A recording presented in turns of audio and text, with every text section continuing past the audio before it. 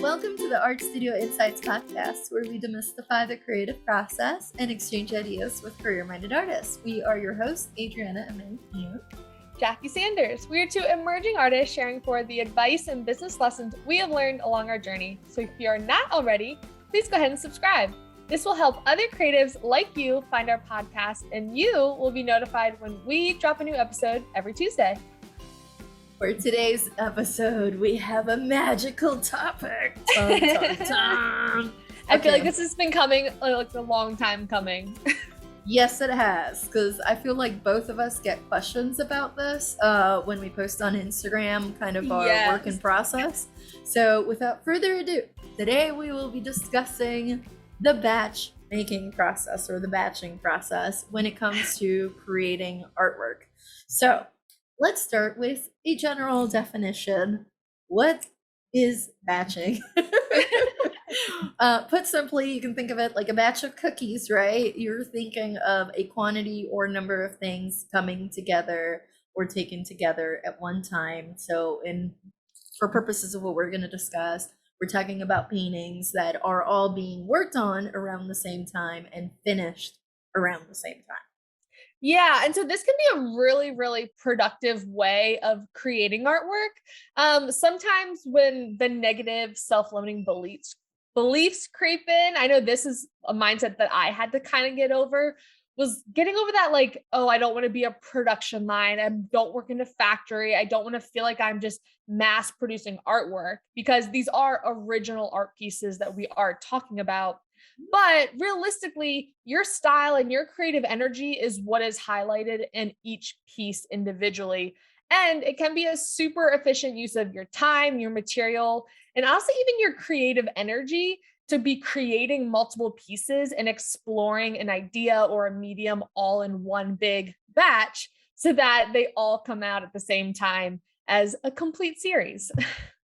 Exactly. And there are many times when it makes sense to batch, right? Like maybe you're just exploring a new medium, and you want to kind of break out in a relatively short amount of time. So you might say like, okay, I'm going to try watercolors and I'm going to make 20 things in watercolor, right? And just see how I feel about it. Because usually one or two tries is not going to get you there. You're going to need a little bit more. So it might make sense, if you're working out what your sequence of working is, if you want to explore a theme or a subject that's just stuck in your head and you can't get out of your mind, and you're like, I can think of painting this thing in 40 different ways. It might be a good time to batch. Maybe you're trying to create volume. You have like upcoming holiday season, so that ornaments are popular. I don't know. Well, it might make sense to have them all at once and kind of work on them at the same time and, have them finished for your event. Speaking of events, maybe you're just trying to make affordable work for an art fair or other kind of special occasion, or even about an exhibition. Sometimes they might say, whatever you're working on, I need so many pieces by X date. Can you do it? And then you're like, okay, I gotta put the batching hat on because there's no time to drift and dawdle and, just, I don't know, la la land. You gotta focus, and that might be one of the times when you're like, okay, I gotta figure out how to batch this. Yeah. And definitely having a concrete deadline, like an exhibition or an event, is a great motivator. Just saying, yep, I can certainly do that. And then you turn around and say, okay, now I have to figure out how I'm going to do that. So especially like I was saying, from the creativity process standpoint, it can be super, super efficient though. Sometimes people like having larger goals, and it's nice knowing when you're producing pieces that either one, these are simply all going to be a cohesive series that you can then iterate off of, or, okay, these are all going to be pieces that will be exhibited in this location, which is a very nice motivator when you're making it. And by doing that, by producing a lot of pieces at one time, it's, like I said, very efficient use of materials. If you have yellow paint out and you finish one section on piece A, then, okay, maybe you over poured paint, as we all do, and say, oh, well, I'm going to take this leftover paint and see how it can play into piece B. and then piece C, and then piece D. So inherently, it's going to be more efficient use of materials. It's also going to make it super cohesive. So your energy each day is being brought to each of those, however many pieces you decide to work on, 3, 5, 10, 20, because you'll have your hand on each of those pieces as you're making it, rather than completing one piece all the way to the end, then starting over, completing the second piece all the way to the end. So they'll be cohesive in style, and also just from the color standpoint, also cohesive. Of course, if you're using the same materials on all these pieces, they're going to be uniform, whether probably even if you intentionally try to make them not uniform, they will still be uniform because you are the creative artist. Yeah. And inherently, like I said, each piece will become an evolution of the piece before it. So even if you do complete one and then complete the second, because they're naturally going to be made one after another, then they're going to be iterations of each other and cohesive in that way. Yeah, plus it's so satisfying when they're done and you look Yes. over and you have like this little family of paintings or whatever you create, and they're done and you can tell that they're harmonized with each other and they go with each other. I don't know. I feel like it's really exciting. Yeah. But we want to give you some examples of how we batch. Adriana is the queen of batching. If you've ever been to her studio in downtown Raleigh, especially if it's on a day where we don't have like a huge event and we might be open to the public, but she's in full production, like making art mode. There are just series and series and series all over the studio, and it's honestly amazing to watch. I'll just walk down the hallway and she'll be like, look at this series, look at this series. And like each corner, it's like different little batches of pieces. It's so fun. Yeah. I mean, long story short, it's when that hat goes on, it's serious business. To kind of give you an idea of what we're looking at, big easel, 2 folding tables, a painting cart, basically like having several stations so all these different pieces can get worked on at once. The floor is fair game too. Oh yeah, I love working. But yeah, I mean, I'll usually do this when we're not open to the public, mind you, or else walking in there would be hazard. But it's just the way that my brain works when I'm creating these things. So like currently, right, I am creating paintings that are on some fun shaped wood panels, like hexagons, which I'm enjoying that very much. Circles, squares with rounded corners, and at the same time, I also have some larger canvases that are sitting on the easel. And by kind of splitting it this way, which again, I mean, it's organized chaos, believe me, there is a method to the madness, I promise you.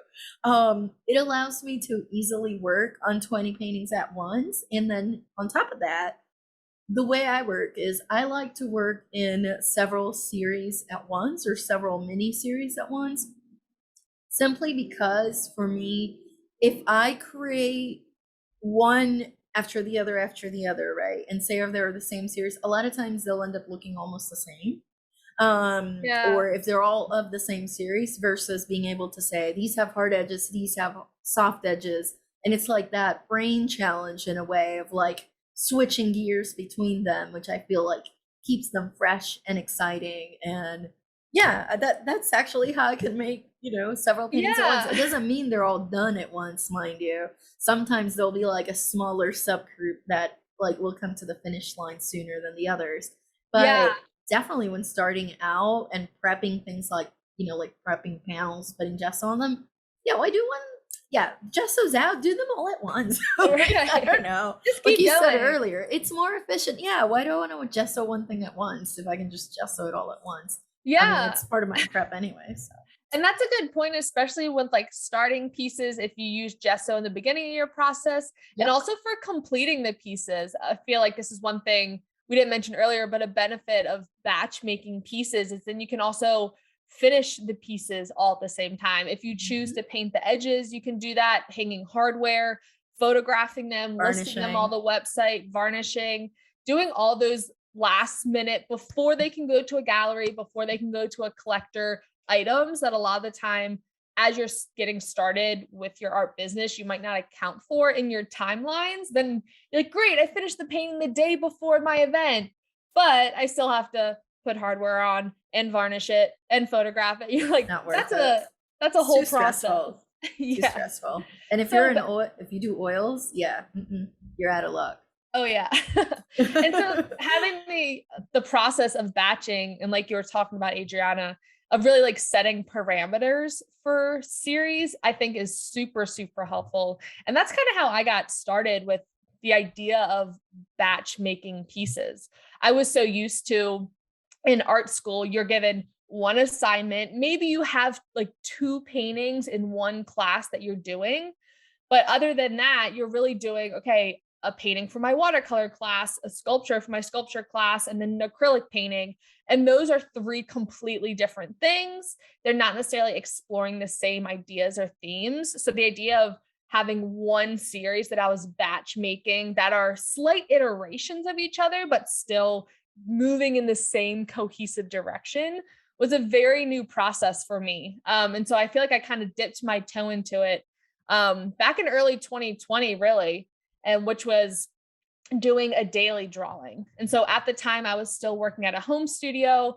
I didn't feel like I had that much space to work on a bunch of paintings at one time. So I was like, okay, if I can make one drawing every single day, then that'll be my creative outlet, whether it's a 2-hour drawing, whether it's a 10-minute sketch, whether it's literally a circle some days, because that's all my creative input.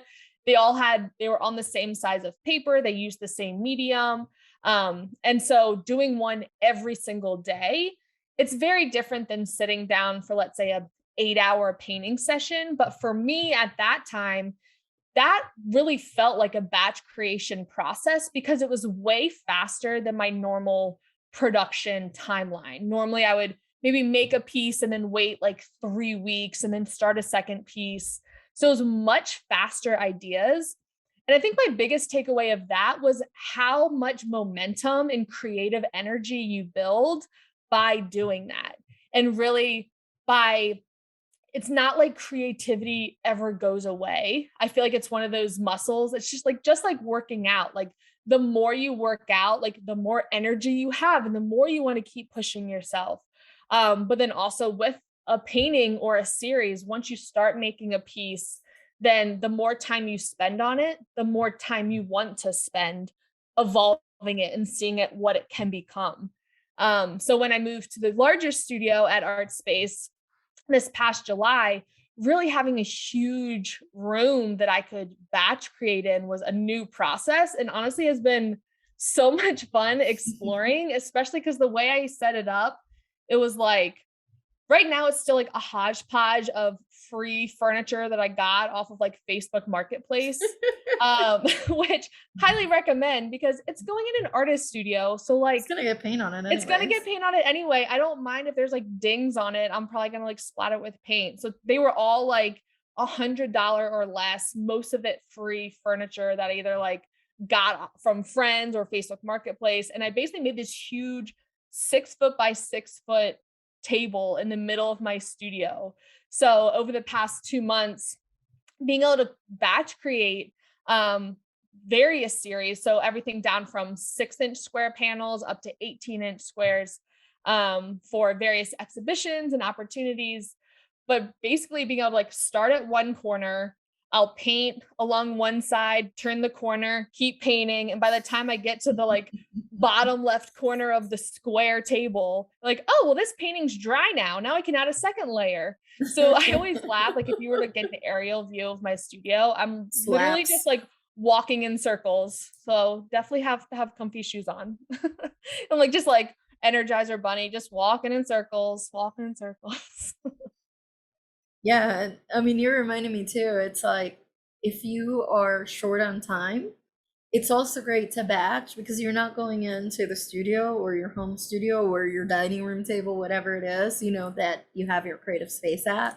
And you got to Yeah. start from scratch. You already have things going and you can choose what do you Yeah. have the time and energy to work on without that pressure, right? It's like, oh, this is halfway. I have 10 minutes. I can add a layer and I'll come back later. So Yeah. I don't know. I feel like it definitely helps with that energy, like you mentioned, to just kind of keep that momentum going. But we want to share with you kind of like the batching process itself, like how to do Yeah. it.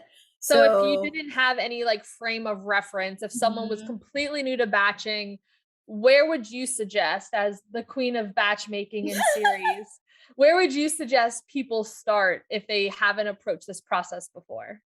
Well, I say we start with the basics. For me, step number one in the batching process isn't to get all the canvases and get all the paint, even though that's really exciting. No. To me, the very, very first step in the batching process is you have to write, believe it or not, piece of paper, sketchbook, loose sheet, napkin, doesn't matter. You want to clarify what you're hoping to achieve, and very importantly, you have to set a date. It's Yes. okay if you don't meet the date, although you do want to make a serious attempt towards it, but you want to give yourself a date, because otherwise you'd be like, I'm going to make 20 cat paintings, I'm making that up, at some point, and I'm Right. going to batch them, and it takes you 6 years. That's not the point, right? It's a little bit easier if you say, I'm going to make them in the next, I don't know, 6 months. I don't know, Right. whatever Or six your process weeks. is like, or 6 weeks, or 2 weeks. Um, Right. whatever your speed is, right, and you're comfortable with, where it's still achievable, but you want to set a date. Yeah, and you want Um, it to feel like a little bit challenging. I think you that's one do. thing. Yeah, you don't want to feel necessarily, and everyone's different when it comes to setting goals. Some people are more embracing of big challenges, and some people might just become apprehensive. But you want to be able to set a goal that's realistic and obtainable, but also a little bit challenging. Like it should make you a little bit nervous, because that means that you're challenging yourself to grow or maybe explore something you've never done before. So definitely use this as a learning opportunity and like see what you can do. Yep. And the exception I would say to that would be if it's for a specific production goal. Say it is for a holiday market and you're making Oh yeah. ornaments. Okay, don't push yourself with that. Do the minimum amount necessary that you feel you have to do. Leave the pushing the envelope part for fun things you want to do. Well, unless that's what you want to do. But that's Yeah, a unless you different, like ornaments. yeah, well, there's that. Yeah, whole different bag of chips right there. But I would say, okay, so once you've written down, you've clarified, what you want to achieve by what date. I would say pick 3 to 4 common elements that you want to see in every single piece in this series that you're batching. So different elements, just a refresher, and or for those that haven't gone to art school or haven't taken art classes, there are 7 main elements of design. We're looking at line, we're looking at shape, space, or some people actually call it pattern, Yeah. form, value, color, and texture. So make those decisions first, and maybe have them written down on a sheet of paper, tack it up next to where you're painting. But essentially, if you want this batch, set that you're creating to be cohesive, you definitely have to clarify that first. So maybe Yeah. don't have all the paints on the table, just the paints you're going to use for that specific series, and put everything away on the shelf. Yes, which is very important, especially if you generally work within a similar palette of, okay, I have 4 different types of turquoise. Okay, which one did I use for this one again? It's kind of nice, but okay, these are the 6 colors I'm using. I can mix and blend and do all that, But but these are the main 6, yeah, yeah. put away any that might be like, "Ooh, let me Distract. try this." You'd be like, "Nope, it's not part of the series. It will be in a future series, but not this one." Like putting those parameters on you can be super helpful. Yep. Which ties into, basically making a decision about your style, your theme, and your technique. So if you're gonna do them all with palette knives, they all get palette knives. They all get brushes. Basically, like, to increase your chances of a success with something like batching, it Yeah. sounds counterintuitive, but you actually get more freedom within limitations that you've already established. So then you can Yeah. play around with those parameters without being distracted by every other possibility that we as creatives explore in our brains. Um, so it's like, to increase your chances of success, it's once you make those decisions, which will also include things like what substrate and mediums you're going to use, even how many pieces you want to create, then everything else is it can wait. Essentially, Yeah. you can consider it as like it's not part of this batch process itself. It can be a onesie, it can be something else. Maybe it's the next batch, but try to stay within those parameters, if you will. Yeah. Also super important, you definitely want to consider the space you're in and the way that you create. Yeah. So even though we're talking about making several pieces at once, for some folks, it actually makes more sense to do one at a time, still following the parameters, but that's okay. It's whatever you're comfortable with. Definitely for the batch process, we would recommend you try to do several at once and see how you feel about it if you've never done that, and then go from there. Also batching, the other thing, and it ties into what you said, Jackie, about efficiency and use of materials. Because you've already set those parameters, you know what sizes, how many, and things like that. You can roughly estimate if you have enough materials or if you need to order some. That way, once you're in the batching train, you don't got to go, oh my goodness, I ran out of Pyrrole Red. No! Yeah. Then you have And to it's go not one they online and sell at the order it. store. Yeah, and it's not one they sell at the store. I have to get it from Southern California, and it takes a week. Right. So definitely part of the fun part of the batch is also like seeing to have enough supplies. So I have to order things before this thing gets started. So there's Yeah. that. Something I find really interesting, and it's kind of like a lovely side effect, if you will, about batching is it helps you analyze your art making process, and because you're deciding kind of if you're going to have a similar action sequence. So say in the classical style, a lot of folks will tone the background first, then they make the outline, then they start Yeah. with the darks, then the mid values, then the lights, right? Like they have a certain process. It was like I a feel like recipe. almost, but I feel like going through this process of batching also helps you be a more efficient painter and realize, oh, if I start with darks and then work my way to lights, I have a better experience overall than if I start with the lights and then work my way to darks. Like depending what medium you work on and you know what your process is like. I feel like the Right. batching process is a way for you to kind of like introspect a little bit and analyze a little bit how you work and how you can work better, more efficient, not for the Right. sake of being faster, but for the sake of making it more enjoyable for you. If you always get stuck at a certain step in your process, it's time to see, you know, how to change it. And if you're doing a onesie, you're not necessarily going to see it. If you're making the same if you're encountering the same challenge in 20 paintings that you're working on It's around kind the of same time, a big you're gonna alarm. notice. Yeah, you're definitely gonna notice. Oh, Yeah. Leap, I And gotta change this around. Yeah. I think that's a really good point too, because just like with every painting you make, you will hopefully be learning something, whether you're aware of it or not. Maybe it's just in retrospect of, oh, these past 10 paintings, this is what was off about them. And so batching, like you were saying, is really good because you can also use it as maybe your parameters are almost like cross-referencing and comparing. Okay, I'm gonna do these 5 going light to dark, these 5 dark to light.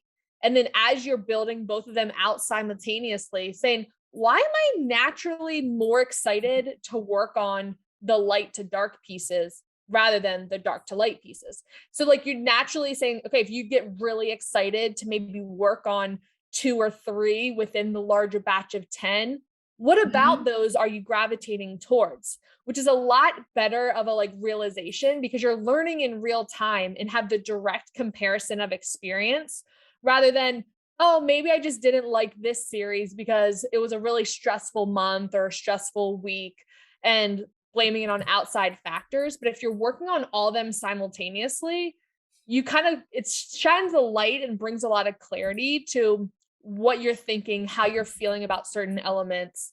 And also, I feel like it kind of makes each piece not necessarily bring it makes them less precious in terms of I think you can kind of become more raw and authentic with ideas that you're exploring or concepts or techniques, which I think that's often that mental block that a lot of artists can get into is like, oh, I don't want to mess this piece up. I know it's not finished, but I like don't want to ruin it.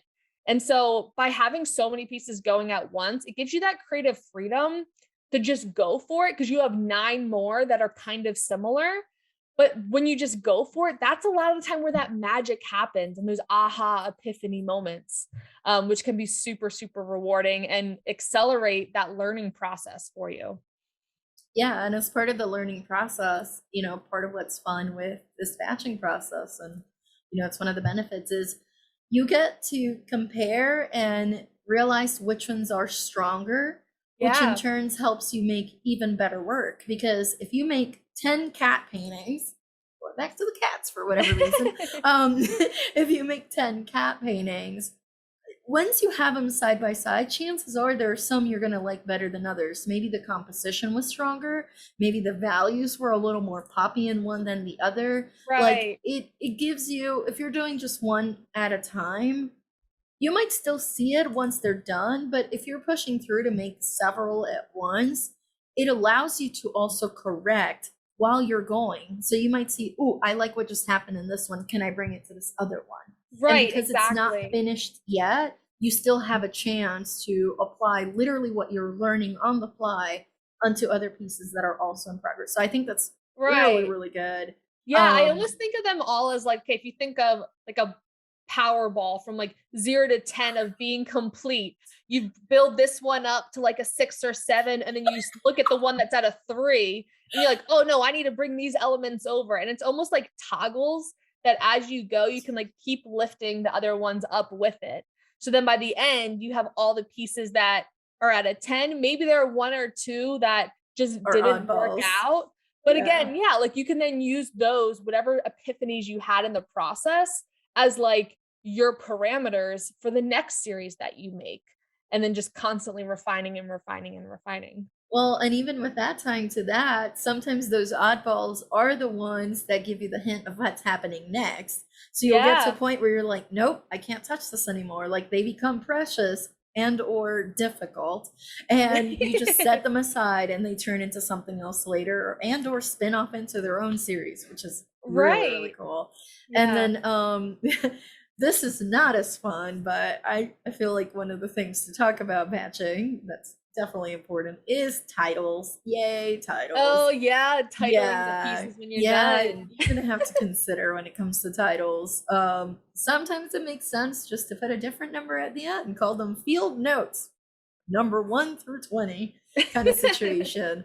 Or Yeah. depending how different they look, you may choose to title them separately. But it's definitely something to think about batching things like titles. Like you mentioned earlier, things you're gonna have to set time aside for things like painting the sides, varnishing hardware, all the listing them on a website, all the Yeah, things, all those all the wrapping up things. elements. Yeah, and we'll Yeah. probably have to do a deep dive episode in the mindset around titling artwork and different styles that people use, because just like the art making process, there is no correct way to title your pieces.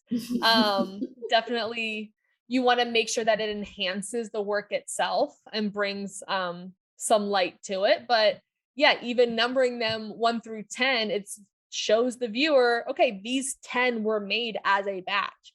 Because then if you put them in a group of 100, it might become less clear that those 10 were made together. If you have a super, super cohesive style. But ultimately, the whole batching process, it really is just the goal is to find your best creative workflow, right? And so the goal is to really experiment with different ways of producing artwork and do what feels right to you. So if you have not tried batching artwork before or creating a small series at one time, we really want to challenge you to try it and see how it goes. Set parameters for yourself, set a goal, an intention, and a deadline, because that is a very important element of it. And then see what happens. What elements do you like? What do you not like? And then how can you maybe then iterate it for trying a new series? Yeah. And finally, start small, work your way up. You don't have to batch 20 at once. You could definitely start something small, say 4, right? 4 pieces of, artwork on paper do fit on almost any dining table out there. So you can Yeah. start relatively small and then, yeah, graduate from there. So we really hope that you'll try that, and let us know how it goes. But we're going to wrap our conversation with that. And we really hope you enjoyed this episode and today's topic. As always, both of our blogs will be linked in the show notes where you can find episode notes and link to all of our other podcast episodes. And if you want to stay connected with us between episodes, share what you have learned, maybe you have some batching knowledge that you'd like to share with us, you can follow us on social media. Amay Art across all platforms. And I'm at J Sanders Studio on all platforms. Thank you so much for listening. We'll talk to you next week.